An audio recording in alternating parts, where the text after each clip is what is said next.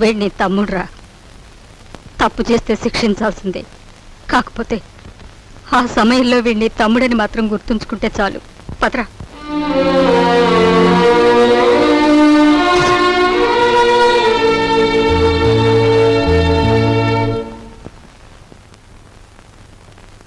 వాడెందుకు కొట్టాడో తెలుసమ్మా? చెప్పు. పక్కన కాబోయే పెళ్ళం ఉంది కదా, ఆవిడ ముందు గొప్పలు చూపించుకోవడానికి. ఒరే కృష్ణ, నువ్వు చిన్న కొడుకువైతే నీకంటే ముందు పుట్టిన పెద్ద కొడుకురా వాడు. నీకంటే ముందు నుంచే చూస్తున్నాను. వాడెప్పుడూ తప్పు చేయడు. వాడితో ఉన్న ఆ పిల్ల వాడంత గొప్పదని నా అభిప్రాయం. ఏం జరిగిందో తెలుసా అని వాడు నిన్ను చూసి వణికిపోయినప్పుడు నీ గురించి ఏ దుర్వార్త వినవలసి వస్తుందో అని భయపడ్డాను. ఏం జరిగిందని అడగటానికి కూడా ధైర్యం చాలకు వచ్చేశానురా.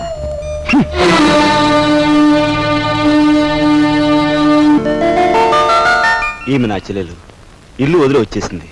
మీ సేవా సాధనలో ఉందేమో. సారీ, ఇలాంటి అమ్మాయి ఎవరూ లేరు. వస్తానండి.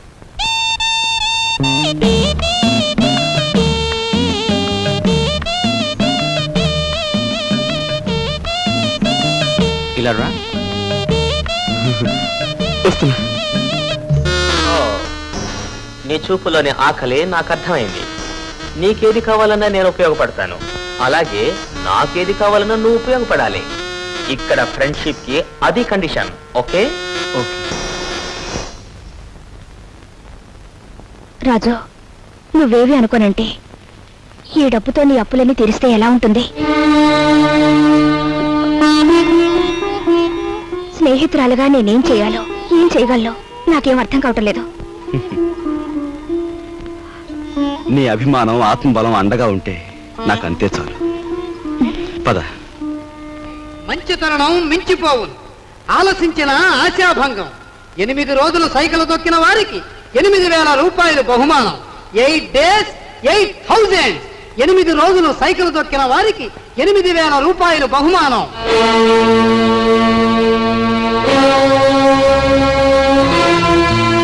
రాజు, అప్పులు తీర్చడానికి నువ్వు సైకిల్ తొక్కుతున్నావట.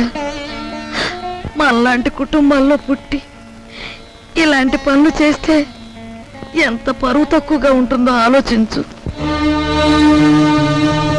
నేను చాటుగానో సన్నాసి బుద్ధితోనో దొంగతనం చేస్తున్నాను అనుకో, లేదా కన్నవాళ్ళనే వెన్నుపోటు పొడుస్తున్నాను అనుకో, లేదా అప్పుల చేత పంచాయతీ జరిపించాను అనుకో, అప్పుడు నేను 10 మంది చేత చీ అనిపించుకునేవాడు అవుతాను. ఏమిటా నువ్వు మాట్లాడేది?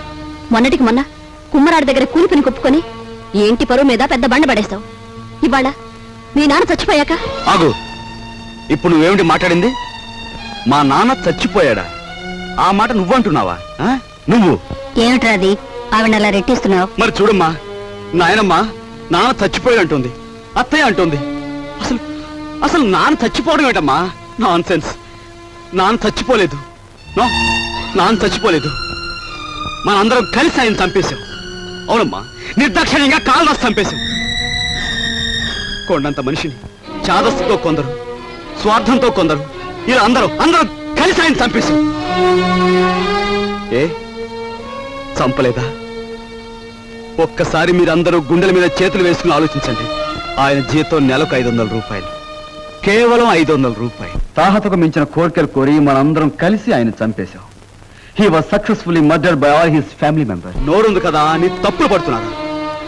నేను చేస్తున్న ఈ పనిలో ఓ పవిత్రమైన ఆశయం ఉందే తప్ప ఇదేం పరువు పోయే పని కాదని నాకు బాగా తెలుసు. మీరు ఒప్పుకున్నా ఒప్పుకోకపోయినా ఈ పని నేను చేసే తీరు. ఇవాళ నీ కొడుకు ప్రయోజకుడైనందుకు ఇప్పుడు నువ్వు ఉంటే ఎంత ఆనందించేవాడివిరా.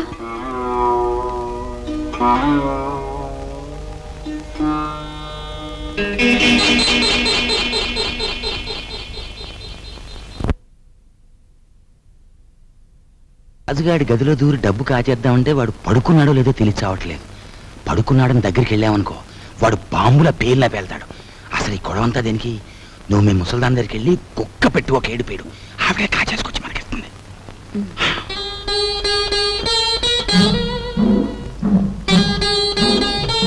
రాజు సైకిల్ దుక్కి సంపాదించిన డబ్బుతో ముందు అప్పులు తీరుస్తానంటున్నాడు. మమ్మల్ని మాత్రం ఆగమంటున్నాడు. వాడు సైకిల్ తొక్కుతానంటే మనం అందరం వాడిని కాదన్నాం. ఇప్పుడు ఆ డబ్బు మనం కావాలంటే ఏం బాగుంటుందమ్మా? అందుకే వాడి చేతిలోంచి మనం తీసుకోము. మరి నువ్వు ఆ గదిలోకి వెళ్తావు, ఎవ్వరికీ అనుమానం ఉండదు. ఆ డబ్బు నువ్వు తెస్తావు. ముంట వాడు పగలనక రాత్రనక కష్టపడి రక్తం ఓడ్చి సంపాదించిన డబ్బు దొంగిలించమంటావా? ఆలోచిస్తే నాకు ఇప్పుడు అర్థమవుతుంది. నా కొడుకు డబ్బు కూడా నువ్వే కాజేశావు. వాళ్ళని నువ్వే చంపేశావు.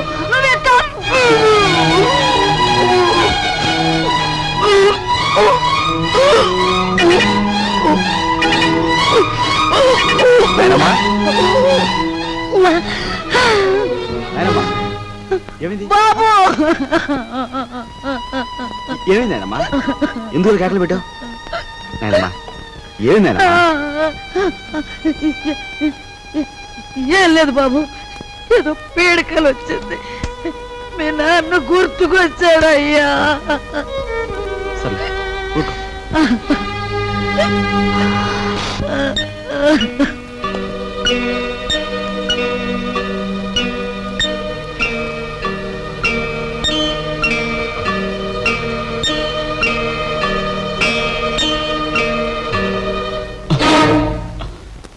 ఏమిట్రా లోపల నుంచి వస్తున్నా? ఏమిటి?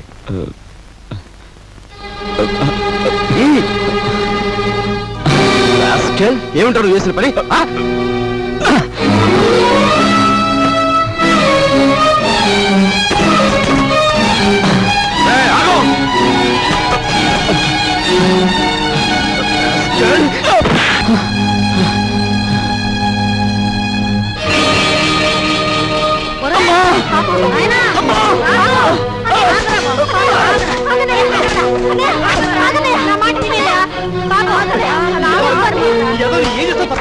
అమ్మా వదలమ్మా, మీరు కూడా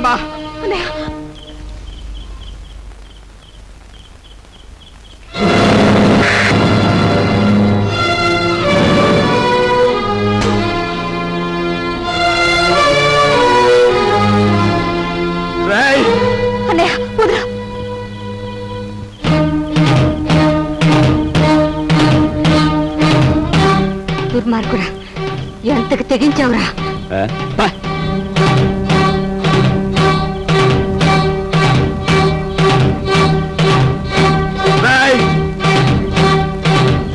తప్పు చేస్తే శిక్షించాల్సిందే.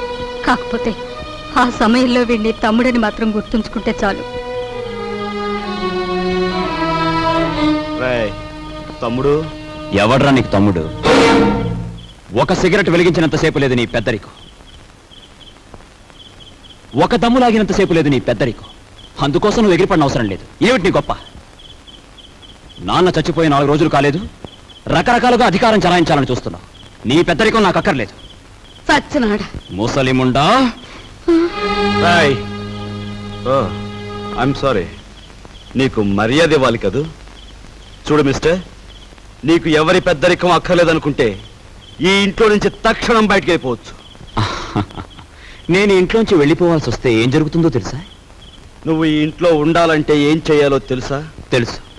నిన్ను అన్నా అని గుర్తించాలి, నువ్వు తంతే పడుండాలి. అంతేకాదు, దున్నపోతులా తింటూ కూర్చోకూడదు. కాయ కష్టం చేసైనా సరే సంపాదించాలి, అప్పుడే నీకు తిండి. ఓహో, సంసారం సవ్యంగా సాగాలంటే ఇంట్లో అందరూ కష్టపడాలి. అలాగే ఇంటి పరువు కాపాడాలంటే అందరూ కలిసి ఉండాలి కదూ. నీకు గుణపాఠం చెప్పడానికి నేను బయటికి వెళ్ళాలి, వెళ్తాను. Good bye. నువ్వు కలలు కంటూ ఊహల్లో తేలకు. Go and enjoy. Come on.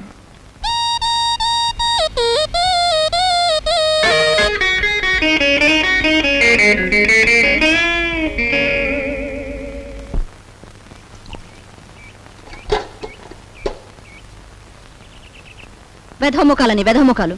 పొద్దున్న లేచి ఏ వెధమండ ముఖం చూశాను. గుమ్మం తగిలి తలంతా బొప్పి కట్టింది. ఎవరినే వ్యధముండాలంటున్నావు? నిన్ను కాదులే. నువ్వెవరినంటున్నావో నాకు తెలిసే. కొందరు మొగుడు చచ్చి వ్యధముండలవుతారు, మరి కొందరు మనసు చచ్చి అవుతారు. భూదేవి లాంటి మీ వదిన్ని పట్టుకుని వ్యథముండా అన్నందుకు అక్షరానికి ఒక శిక్ష విధిస్తాడు ఆ దేవుడు. ఏమిటి నువ్వు అనేది? నేను అన్నదేమనే తప్ప? తప్పున్నరా? మొగుడు చచ్చి అత్తారింటి నుంచి పుట్టింటికి వస్తారే కాని నీలాగా మొగుడుతో పాటు పుట్టింట్లో తిష్ట వేసి ఇంటి దొంగల్లాగా కన్నాలు వేసేవాళ్ళు వాళ్ళకంటే నికృష్టులని తెలుసుకోవే. నార్మల్ కూతురనే ఇది కూడా లేకుండా వాగుతున్నావు. నీకు పిచ్చెక్కింది. పిచ్చే